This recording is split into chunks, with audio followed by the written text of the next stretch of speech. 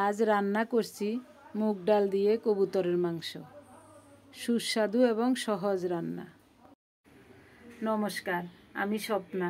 দেশ এবং দেশের বাইরে যে যেখান থেকে ভিডিওটি দেখছেন, আপনাদের সবাইকে অনেক অনেক শুভেচ্ছা। স্বপ্নাস ব্লগে সবার আমন্ত্রণ। প্রতিদিনের মতো আজও একটি নতুন পর্ব সাজানোর প্রয়াস করছি। আশা করছি আপনাদের সবার ভালো লাগবে, তাই অনুরোধ করব পর্বটি প্রথম থেকে শেষ পর্যন্ত দেখুন। আপনি যদি আমাদের চ্যানেলে নতুন হয়ে থাকেন, সম্পূর্ণ পর্বটি দেখার পর যদি একটু ভালো লাগে, আমি অনুরোধ করব চ্যানেলটি সাবস্ক্রাইব করে আপনার মূল্যবান মন্তব্যটি লিখে জানাবেন। যে কোনো গঠনমূলক মন্তব্য করতে পারেন, কোনো সমস্যা নাই। আমি আপনাদের সকল মন্তব্যের উত্তর দেব।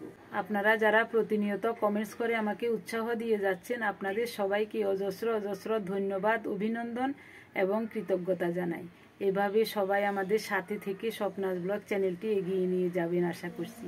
আমি প্রতিদিন আপনাদের কমেন্টসগুলি মনোযোগ দিয়ে দেখি এবং রিপ্লাই দেওয়ার চেষ্টা করি। একটু দেরিতে হলেও প্রতিদিন আপনাদের কমেন্টসগুলির আমি রিপ্লাই দিয়ে থাকি।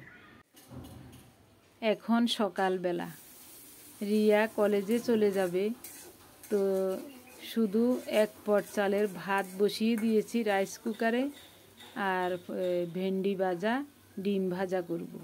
ওরা শাশুড়ি বৌমা দুজন মিলে খাবে। ওর সময় হয়ে গেছে যাওয়ার, ওর জন্য একটা ডিম ভাজা করে নিচ্ছি। আমার বেআইনেরটা পরে ভাজবো।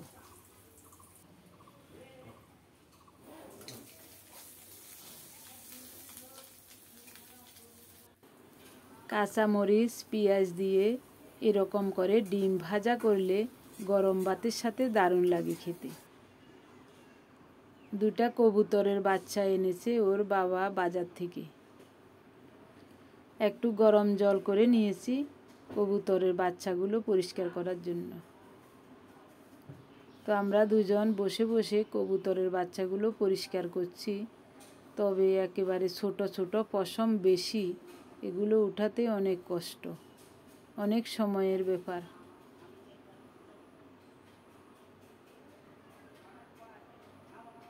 এক দেড় ঘন্টার মতো হয়ে গেছে, এখনও তেমন পরিষ্কার হয়নি, আরও ঘন্টাখানিক সময় লাগবে। একেবারে কচি বাচ্চা, এ কারণে ওই ছোট ছোট পশমগুলি বের হচ্ছে, এগুলি সব একটা একটা করে টেনে টেনে ফেলতে হবে।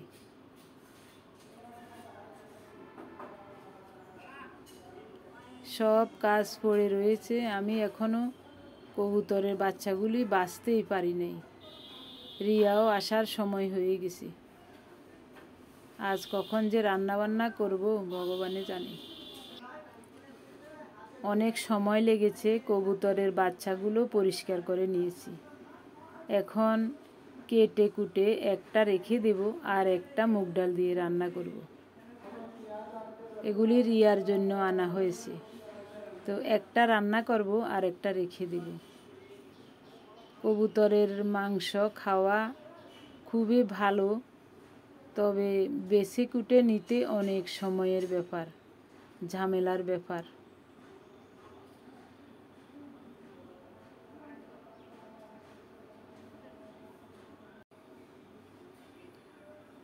রিয়াও এসে গেছে, একটার উপরে বেজে গেছে, এখনও আমি রান্নার কাছেই যাই নাই। মশলা বাটতে হবে, তারপর সব ধুয়ে মুছে পরিষ্কার করে তারপর রান্না বসাবো।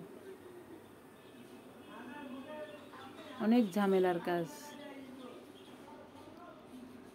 একটা কবুতরের মাংস 250-300 গ্রামের বেশি হবে না। যাই হোক, কেটে কুটে নিয়েছি।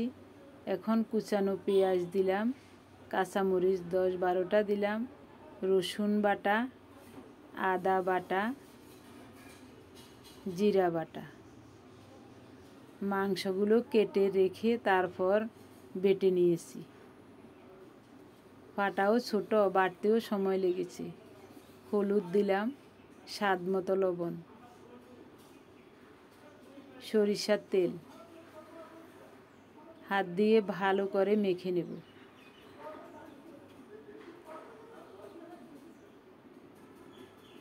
রাইস কুকারে ভাত বসিয়ে দিয়েছি। 3 চুলায় একসাথে রান্না করে নেব, দেরি হবে না।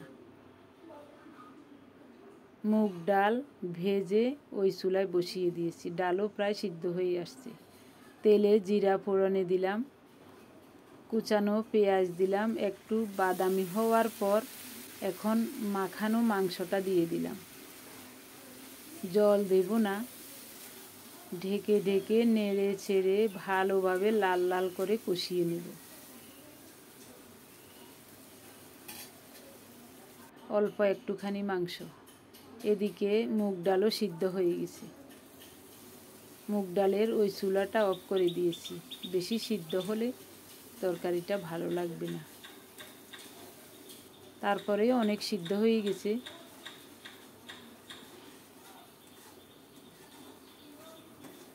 অনেকক্ষণ পর্যন্ত অল্প তাপে ঢেকে ঢেকে নেড়ে চেড়ে কষিয়ে নিয়েছি। কবুতরের মাংসটা ভালোভাবে লাল লাল করে কষানো হয়ে গেছে।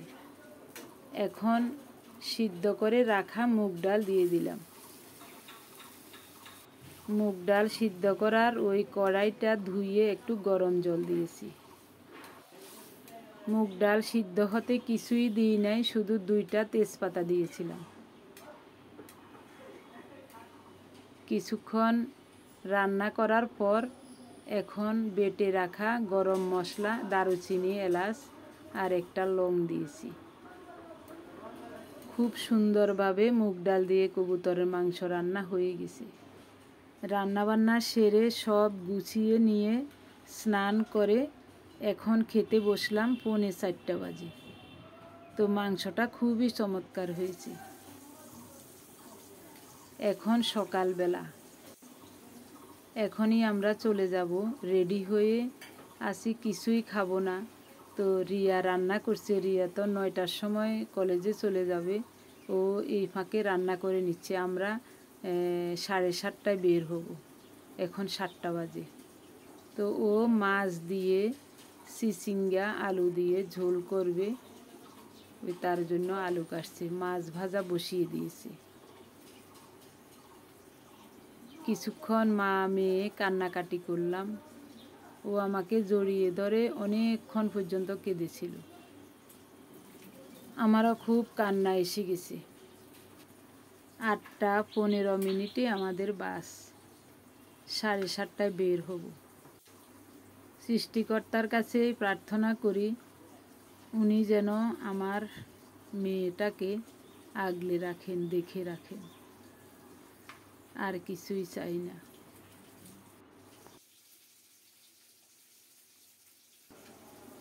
শুধু এক তরকারি রান্না করবে, গতকালের একটু তরকারি আছে, তো আর কিছুই রান্না করবে না। ভাত হয়ে গেছে, আর 5-6 মিনিট পর আমরা বের হব। সবাই ভালো থাকুন, দেখা হবে আগামী পর্বে। ধন্যবাদ সবাইকে।